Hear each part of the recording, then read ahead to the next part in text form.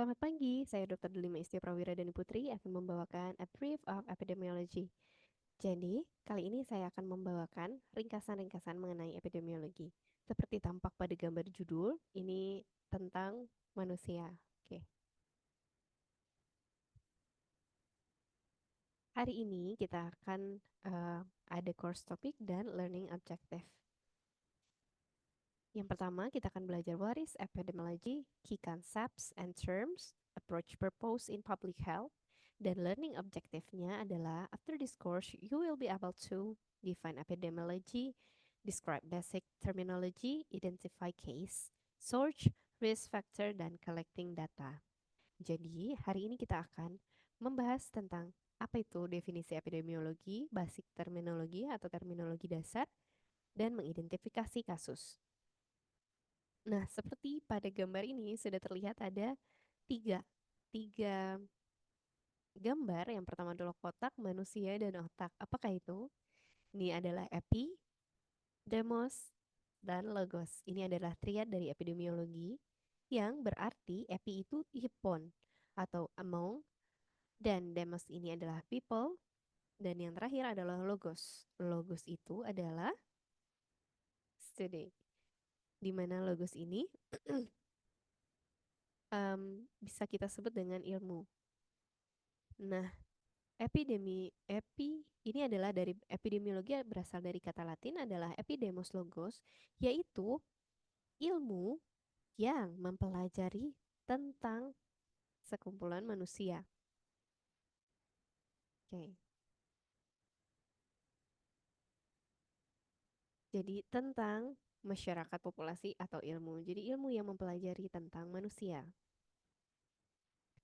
Kita bisa lihat di sini, ini adalah suatu akar, di mana akar ini adalah suatu sumber untuk makanan pohon, atau ini adalah sumber keilmuan kalau bisa kita interpretasikan, atau sumber yang bisa disambungkan dengan kejadian-kejadian pada masyarakat.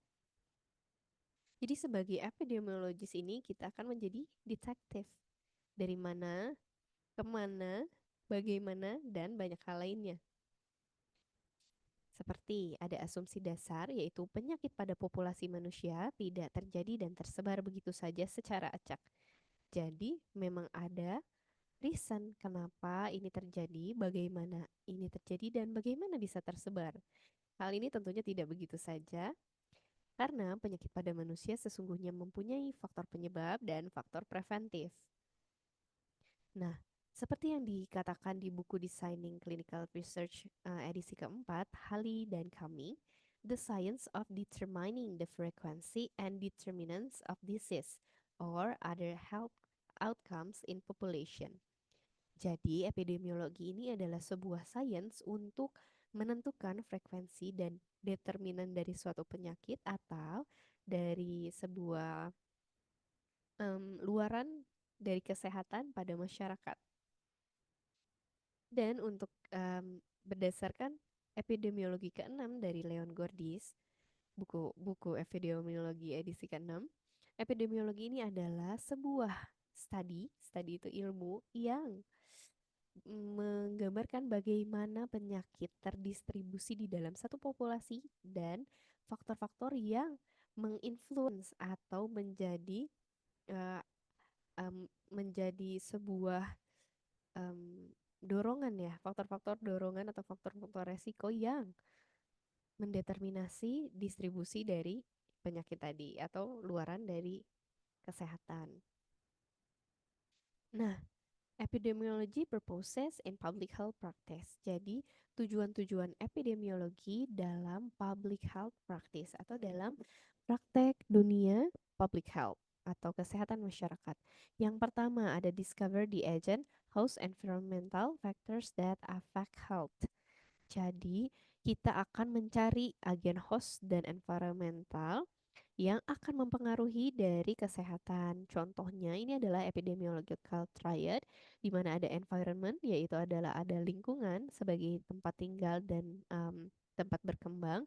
Ada agent, agent ini bisa banyak hal, mikroorganisme, algae, virus, bakteria, fungi, ataupun bakteria, sorry, protozoa. Dan host ini adalah manusia. Bisa tergantung, bisa manusia ataupun bisa binatang. Dan juga agent ini bisa digantikan dengan vektor. Oke.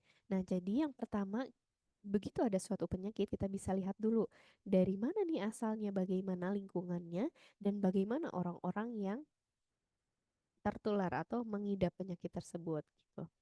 Lalu yang kedua adalah determine the relative importance of causes of illness, disability, and death.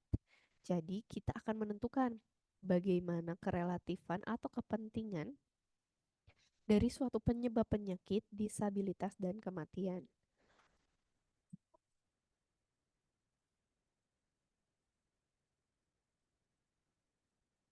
Oke, selanjutnya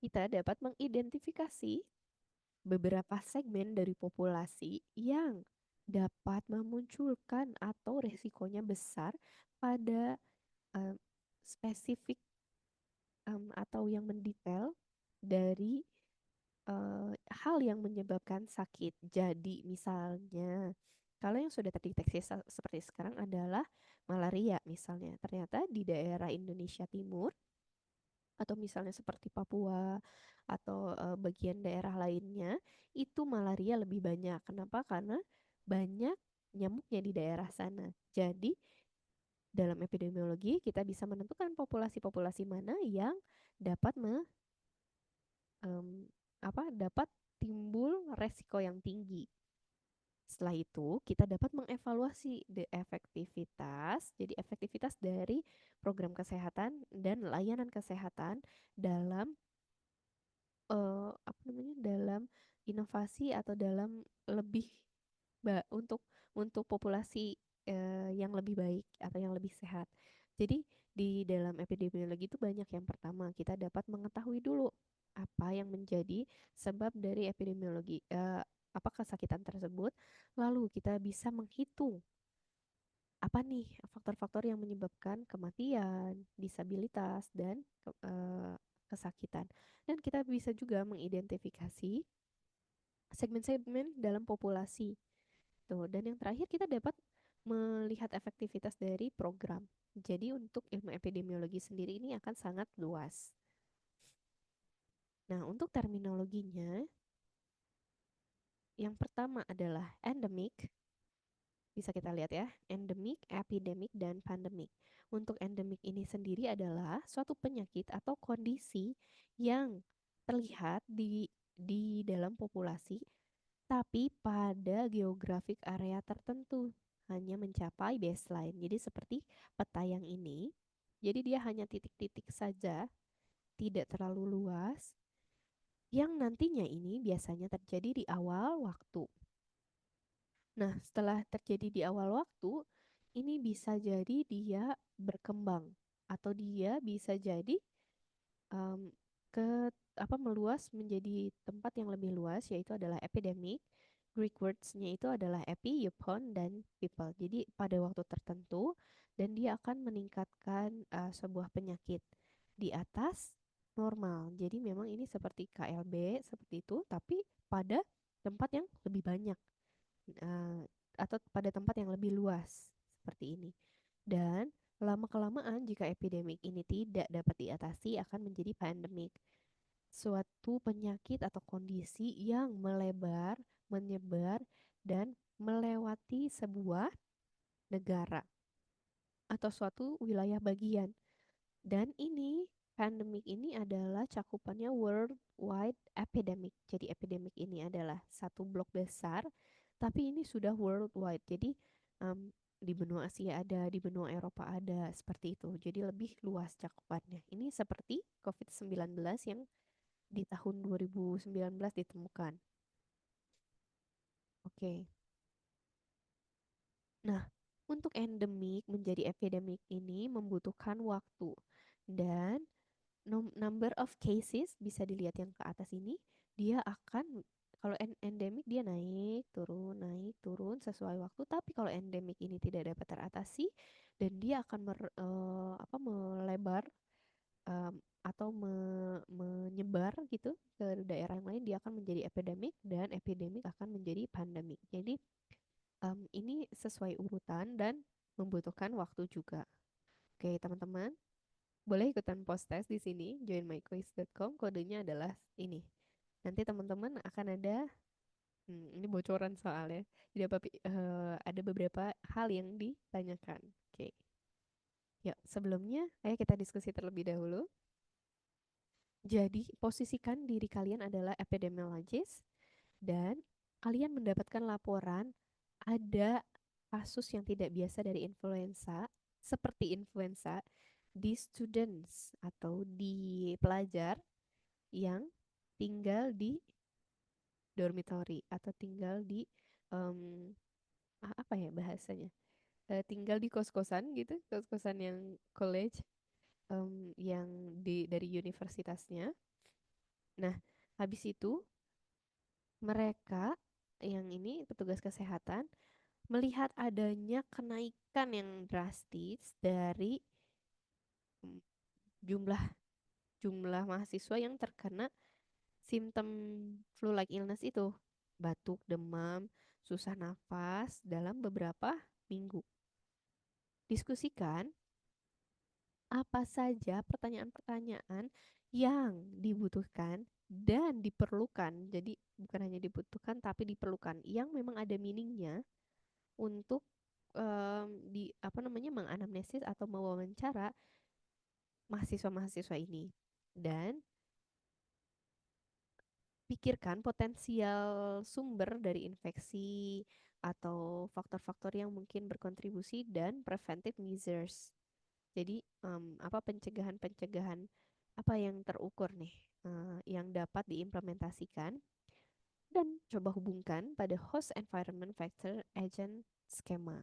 Jadi, nah ini kan barriers to flu entry, pathway to immunity. Nanti ini juga harus ditanyakan apakah geografiknya ini jelas, ternyata bukan hanya di asrama Unpad misalnya, atau bukan hanya di asrama kampus. Nah, apakah personalnya juga ini pada pakai masker atau tidak? Bagaimana hubungan interpersonal personalnya? Apakah mereka tinggal dalam satu ruangan yang barak seperti itu berjajar atau kamar-kamar, dan bagaimana natural immunity-nya? Apakah ada yang sudah vaksin atau tidak? Nanti teman-teman dilihat apakah ini orang-orang yang containment ini menularkan. Ternyata ini hanya menjadi pembawa misalnya. Yang ini ternyata yang merah itu terkena gitu. Tolong didiskusikan ya. Dan juga dipikirkan how are germs transmit. Sebenarnya ini bukan cuma germs, tapi bagaimana yang harus dipikirkan adalah vektor atau bagaimana agent yang tadi itu dapat transmitted. Apakah via droplets, itu adalah cipratan-cipratan dari uh, saliva atau cipratan dari mulut, hidung, lalu airborne atau direct contact. Jadi misalnya dia ada sentuhan gitu. Indirect contact misalnya dari wastafel atau dari alat makan, vector-borne, foodborne, dan waterborne. Dan bagaimana? Jadi ini kita benar-benar kayak detektif tadi di awal dibilang. Oke, itu adalah PR dari teman-teman. Silahkan dibaca lagi untuk referensi yang tadi sudah dipresentasikan adalah dari Leon Gordis, dari Hale and Cumming, Pennyweb Chris Bain, Herel Akbar M. Epid, dan Center for Disease Control and Prevention. Terima kasih sudah menyimak. Assalamualaikum warahmatullahi wabarakatuh.